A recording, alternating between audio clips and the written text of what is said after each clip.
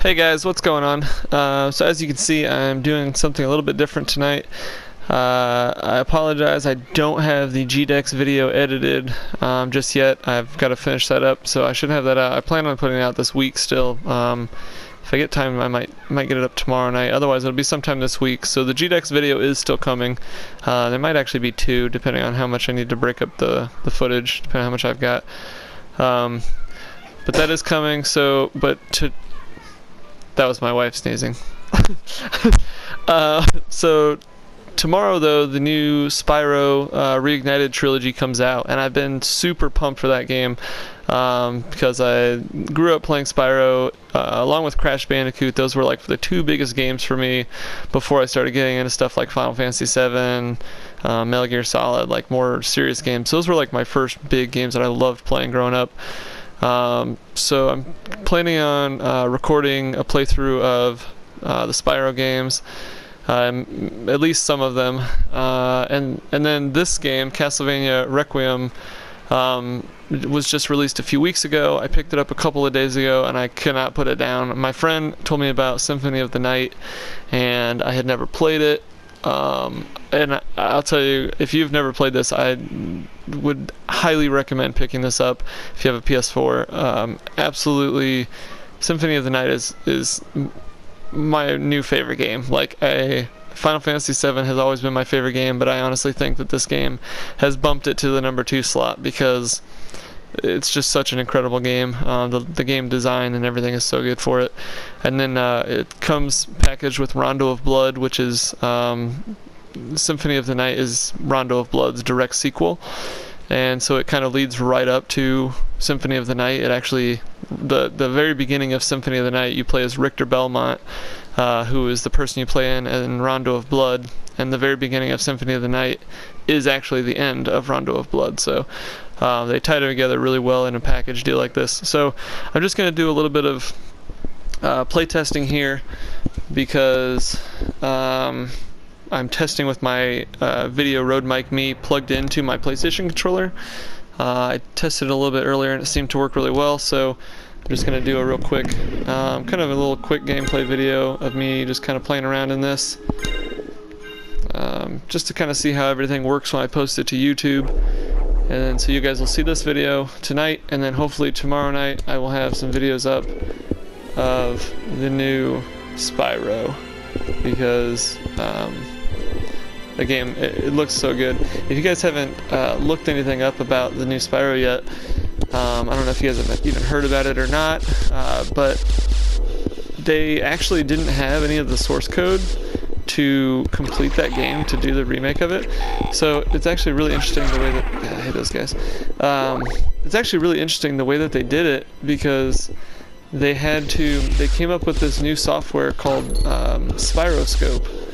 And what it is it basically allowed them to gather all this data from the game while they played it. So they played the original one on PlayStation 1, and then while they were playing that, they were gathering all this data, like character heights, how high they jump, how fast they move, all these different things they were gathering while they played the game.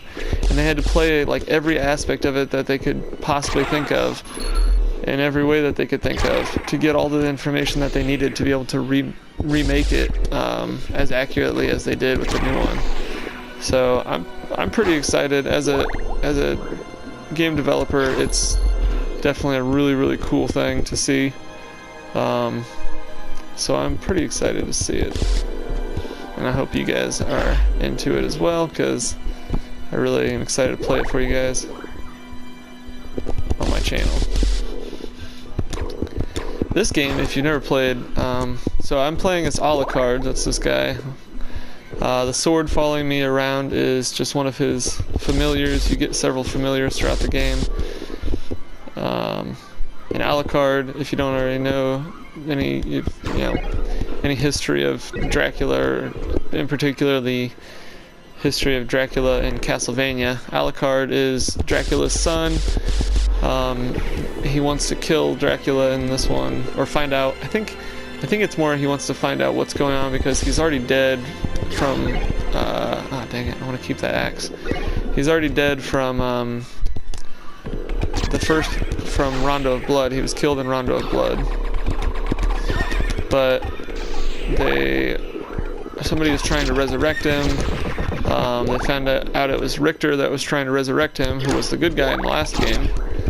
But then they found out that Richter was actually being possessed by something, so now he's here in the inverted castle, which is just the original castle turned upside down. And they're trying to figure out who was trying to resurrect Dracula. So that's kind of your job in this game, is to go around and figure that out.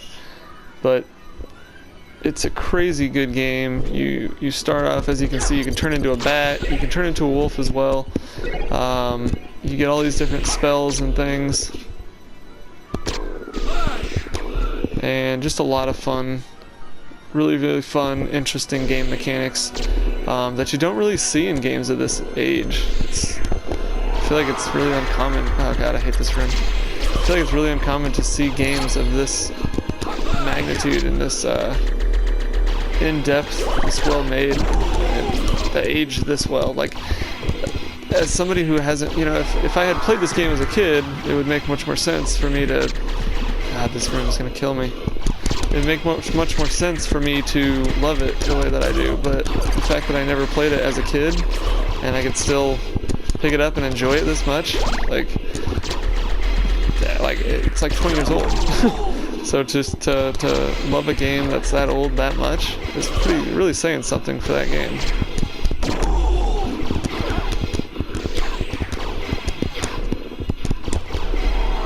This room is so frustrating because all these stupid Medusa heads. I'm surprised they haven't turned, and these guys flying around. They're awesome too. Oh my god.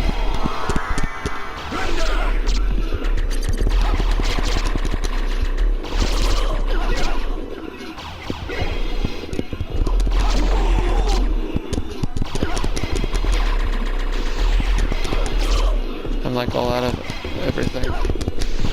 I'm surprised I'm not turning into stone. I must have something equipped that's keeping me from turning to stone. I don't know what, but I got something on, I guess. Oh gosh, I can't even attack. There. Luckily that sword is taking care of some of them for me. That's what it's there for, so that's nice. Okay, drop down to the bottom of this room.